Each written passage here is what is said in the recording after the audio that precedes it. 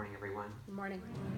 It's always such a pleasure to be with you. I was glad to see a good number of VBT members yesterday at the seminar in Los Angeles. I hope those who attended, got as much out of that as I did. And when I was here with you a few weeks ago, we focused on the Pali Canon. It is a collection of writings that are the basis of Theravada, the tradition that is prevalent today in Southeast Asia. On other occasions, I've talked about Shin Buddhism, the tradition established 800 years ago in Japan, which is represented here at VBT. Given the wide range of approaches in the various traditions, how can we decide which spiritual path is the most suitable? Is it a purely subjective choice based on personal likes and dislikes? Or are there objective criteria that can inform our choice of a path? Thinking about this question leads me to the topic of authenticity in Buddhism, which I've talked about previously. Let's revisit that topic today. I think anyone searching for a spiritual path wants to find authenticity. How to define that, though? One of its features, I would say, is the quality of being genuinely felt or compellingly experienced. That is the subjective aspect. But I think there's more. For a path to count as authentic, it cannot be purely my own invention. It has to come with credentials. An authentic path must have a history of teachers and students who have gone before us, and there must be present-day followers who we can meet. Buddhism, generally speaking, seems to fit the bill in terms of authenticity, but it takes so many different forms. Is each of these forms authentic? One approach is to say that authentic Buddhism is what was taught in India by Gautama Buddha. That would be historical authenticity. To this end, we might undertake pilgrimages to sacred sites such as Lumbini in Nepal or Bodh Gaya in India. These monks are conducting a service in Bodh Gaya at the place where the Buddha is said to have attained awakening. However, there are no tangible records dating to the time of origin. That is, no relevant artifacts from India 2,400 years ago. The earliest known artifacts of Buddhism were produced a couple of centuries later. Stone inscriptions that mention the Buddha and the Sangha were made by King Ashoka around 250 BCE. This inscription at Lumbini says that it is the birthplace of Buddha Shakyamuni. His name is written right there, which I find quite impressive. This would have been maybe the earliest physical artifact attesting to the Buddha's existence. As for actual Buddhist teachings, well, the oldest surviving documents are these birch bark scrolls from Afghanistan, and they're about 2,000 years old. They represent fragments of suttas that are preserved in their entirety in the Pali Canon, which I mentioned earlier. The teachings of the Buddha were transmitted orally for hundreds of years before being written down. During these centuries, Indian Buddhism was splitting into dozens of schools and regional variants. The Buddha's words were eventually written down and then recopied in various dialects like the one shown here. This would be a Central Asian dialect. We can't be sure what changes might have occurred along the way. The Pali Canon is the version that happens to have survived in the most complete form. It contains a wealth of detail that makes it sound more like history than like a fable. And there is a degree of self-consistency among these many teachings in the Pali Canon that suggests that they perhaps flowed originally from a single intelligence, namely the mind of Gautama Buddha. However, authenticity in a strict historical sense is an elusive goal, even if one's path is based on the Pali Canon. Now, for Shin Buddhists, the history of the teachings is a lot murkier. For us, historical authenticity might not be a virtue. Shin Buddhism is based on the Pure Land Sutras. They are a subset of the very extensive writings of Mahayana Buddhism, and they are quite unlike the Pali scriptures. In Mahayana writings, the Buddha transcends his original identity as a flesh and blood teacher. Now called Shakyamuni rather than Gautama, the Buddha becomes a character in a drama in which the events are mostly imagined rather than historical. Therefore, the criteria for authenticity have to be redefined. What are we to make of Mahayana, which calls itself the great vehicle?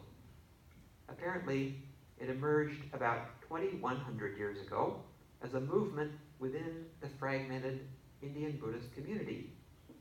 Without question, Mahayana flows from the Buddha's awakening experience, but its authenticity relies less on what the Buddha said and more on his dynamic way of being. Mahayana sutras are richly creative literary works composed by teachers who lived we know not when, in India certainly, but perhaps also in Central Asia and in China. The identity of the writers is unknown, but we can be confident that they experienced the same awakening as Shakyamuni. They can justifiably be called bodhisattvas, people who expressed the Dharma in a way that could liberate all sentient beings, which is the goal of Mahayana. Perhaps in the centuries after the Buddha's passing, there were followers who saw the existing forms of Buddhism as narrow and stagnant. They sought to regain authenticity by giving voice to Shakyamuni's innermost aspiration, called Hongan in Japanese. Here, liberation does not result from following a renunciant lifestyle or from learning fixed doctrines. Liberation is the deepening spiritual awareness that emerges when we meet with teachers and teachings. Mahayana, I think, is often authentic in a way that transcends history. We might say that it transcends and predates the historical Buddha. It calls forth an aspiration from our unconscious mind, a desire that has been shared by human beings in all times and places, the desire to live the most meaningful life possible, to become an awakened person. Assuming that such a universal path exists, would it not be justified to call it authentic? And by the way, this image from 9th century India, I think, beautifully embodies Shakyamuni's aspiration. You might have heard the term general Buddhism. It refers to a subset of the teachings endorsed by many Buddhist traditions, for example, the Four Noble Truths and the Eightfold Path, or ethical ideas like pacifism and vegetarianism. No doubt there are people who think of themselves as general Buddhists, and probably there are organized groups that identify in that way, nothing wrong with that. But to establish a community or a sangha, usually a specific identification is needed. In the Buddhist churches of America, the form that we focus on is Jodo Shinshu, the teachings and life experience of Shinran. It is not general Buddhism, but has a specific basis in the Pure Land Sutras. Jodo Shinshu is, of course, within the stream of Mahayana. Surprisingly, Shinran's writings say nothing concerning the Four Noble Truths and the Eightfold Path, nor does he teach ethical behavior in the usual sense. He does not put forward a code of conduct. For Shinran, a different path to liberation had to be found. After studying numerous sutras and commentaries, he concluded that Hongan the innermost aspiration, is most clearly expressed in one text, the larger Sutra of Immeasurable Life.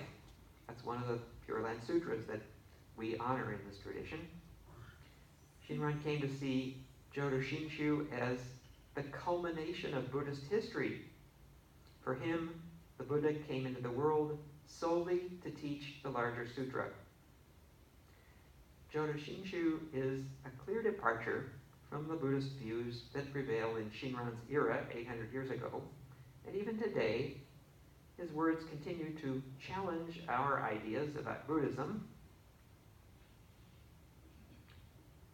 to abandon the mind of self-power. It is to abandon the conviction that one is good, to cease relying on the self, to stop reflecting knowingly on one's evil heart, and further, to abandon the judging of people as good and bad. Being made to abandon the mind of self-power is Shinran's understanding of liberation. He speaks confidently about what he has received. The excellent name, Namo Amida Butsu, perfectly embodying all practices, eliminates obstacles and dispels doubt. This is the teaching and practice for our latter age. Devote yourself solely to it. Remarkably, he does not portray himself as a teacher or as having attained a true understanding or even as acting from good motives. I am such that I do not know right and wrong and cannot distinguish false from true. I lack even small love and small compassion, and yet for fame and profit, I enjoy teaching others. His ever-deepening self-awareness is what gives Jodo Shinshu its claim to authenticity. I'm sure most of you know what this picture is. I'm asking the question, are we in touch with Shinran? The bishop of the BCA, Reverend Umezu, has noted that the experience of American Shin Buddhists during the World War II incarceration led to a shift in emphasis. Under the difficult conditions of camp life and resettlement, the wish to assimilate was quite understandable. There was a desire not to be seen as closely tied to Japan. Shinran's words, just quoted, are frankly at odds with ideas that most Americans believe in, ideas like personal autonomy and the willingness to make moral judgments. The authentic flavor of Jodo Shinshu was de-emphasized to give Buddhism a form that would be more palatable in America for quite understandable reasons. In the BCA, teachings that were specific to Jodo Shinshu were superseded by general Buddhistic principles such as the golden chain, which we happen to have recited this morning. I will think pure and beautiful thoughts, say pure and beautiful words, and do pure and beautiful deeds. And our current practices are, you can see, a mixture of golden chain, for example, and we read Shinran's Ondoku-san, those verses which I think come right from his heart. A temple friend of mine, who was a teenager in the 1950s, has told me that Shinran's teaching was unknown to him in those days, despite having grown up attending a BCA temple. Later in life, my friend learned about Jodo Shinshu and became a dedicated Dharma listener. 75 years after the incarceration, what should be the path forward for the BCA? Reverend Umezu has suggested that we reconnect with what is authentic in Jodo Shinshu, that we make Shinran our teacher, and that we experience what he did as a person of the Nembutsu. Until quite recently, there were very few written materials in English that would help us to do this. Hardly any at all back in the 1950s when my friend grew up. It's only in the last 20 years that translations of the Pure Land Sutras and Shinran's commentaries and verses have become widely available to English speakers. However, I feel that we still don't do enough to share the content of these writings. Let me attempt a summary.